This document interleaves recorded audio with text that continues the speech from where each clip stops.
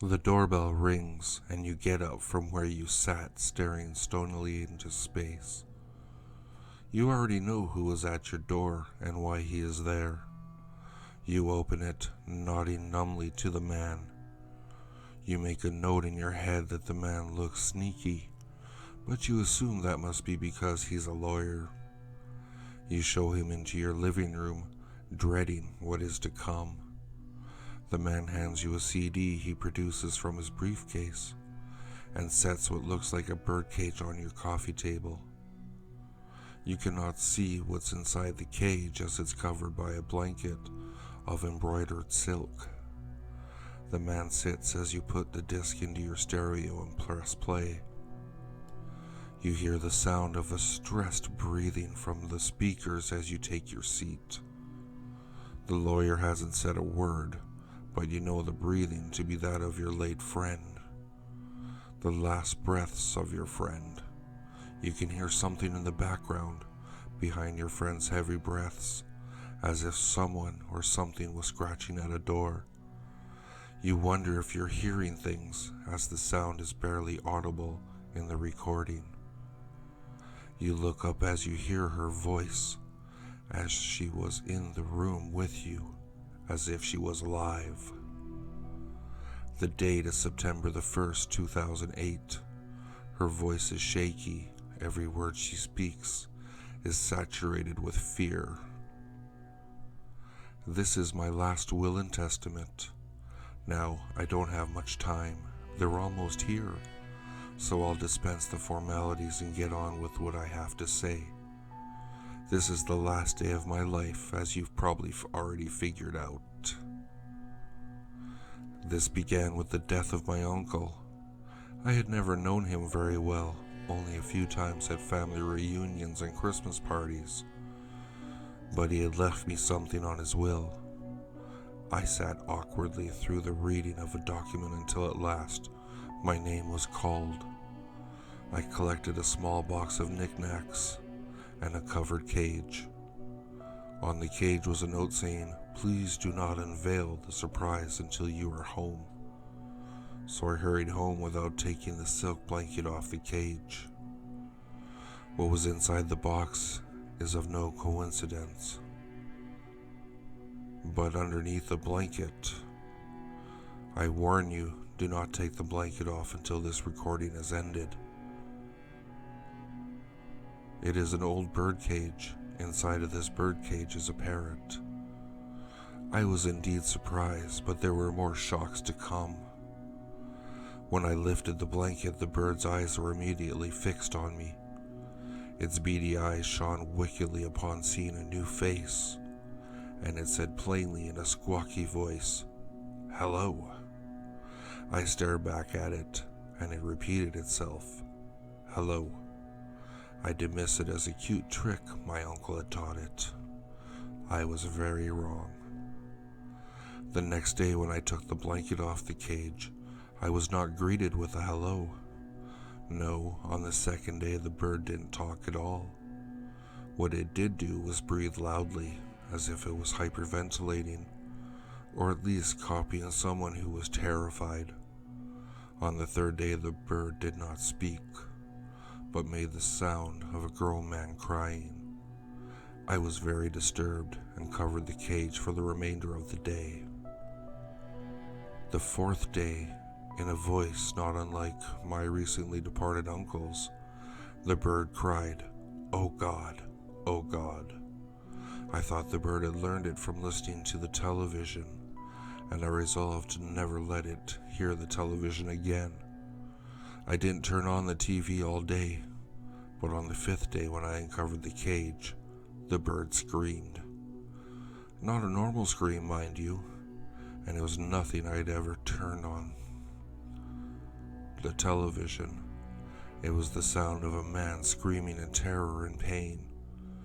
It was, I know now, the scream of my uncle that he gave when he was killed. When the bird screams again, it'll be my scream as they tear me apart. For even now the bird is listening to me. It stares at me coldly where I barricaded myself in the kitchen. As your life depends on it, do not uncover the cage. The sixth day, yesterday, when I hesitantly uncovered the cage, the bird was quiet. Perhaps 10 minutes later, it cocked its head to the side, as if it had heard something I could not.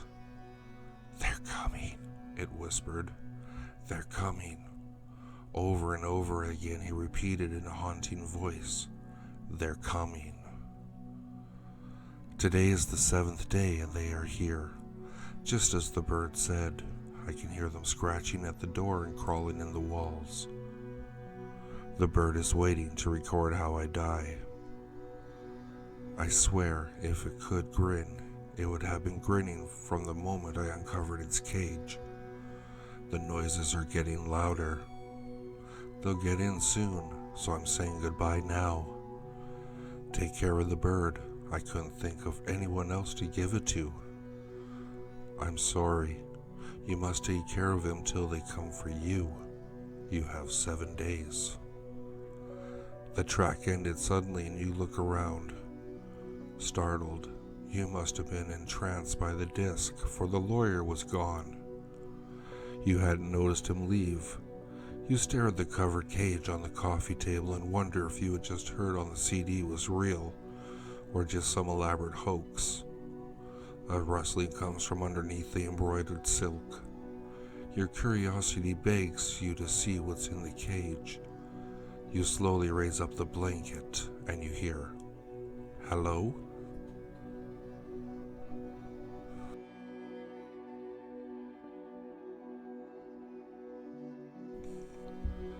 I love how my grandfather is always around to keep me company. On days that my mom isn't around, Grandpa is always nearby to comfort me. I sit on his lap and tell him stories about my day, and I never feel like I'm alone. Although our house is never empty, even when Mom leaves for work, and I sit with Grandpa and read stories while he enjoys his chair.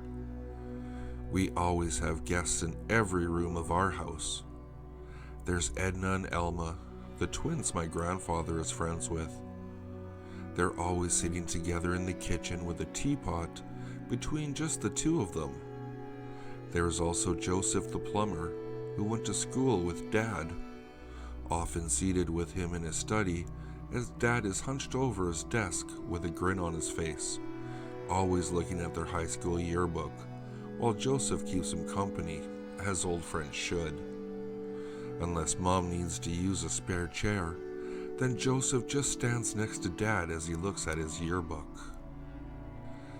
Then we have our younger guests like Beth and Thomas, who are around my age, often upstairs when they aren't playing with me.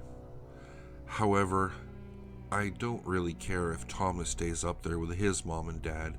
He never talks to me, and always makes a stupid face at me when I try to play with him.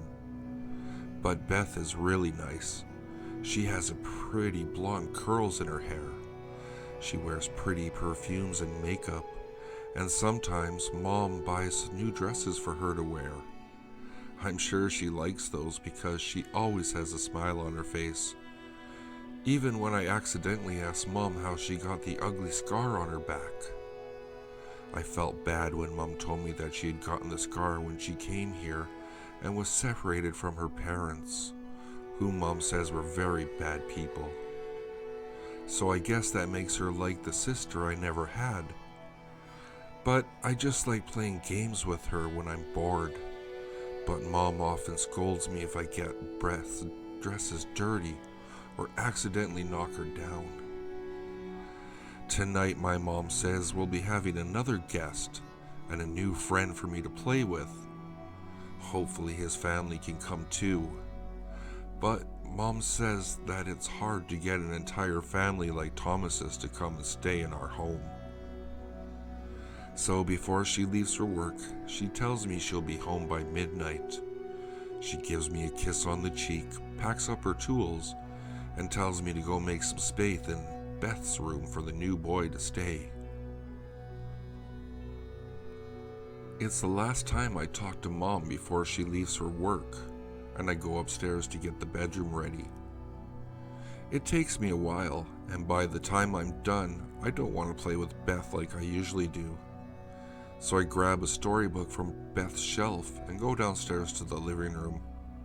As always, Grandpa is there, sitting in his rocking chair, waiting for me to come and sit in his lap and tell him how my day went.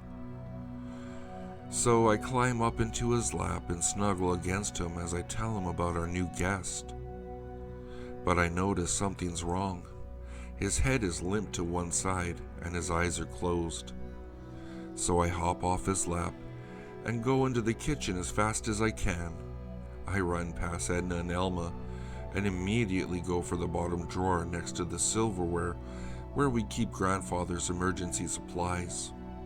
I go back into the living room, stopping at the doorway to remember my manners and say, "Good evening," to Edna and Elma before I go back to Grandpa. Carrying the supplies in my arms, I drop them behind Grandpa's chair and look up at his neck. "Grandpa, your stitches came out again. It'll take me forever to fix your neck like last time." If only Mom had sewn you shut with a machine and used beads to stuff you like she did Beth, instead of that flimsy cotton. Then you wouldn't be falling apart all the time.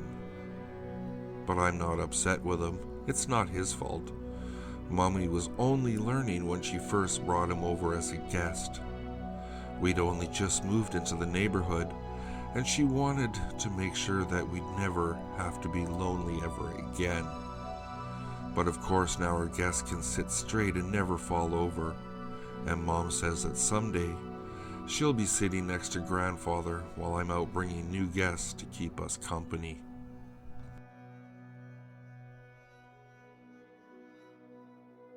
If you like what you heard, please like, subscribe, and share with your friends. If you'd like to, you can follow me at Twitter. The handle is @FuzzyPantaloons, and I'll see you all next time.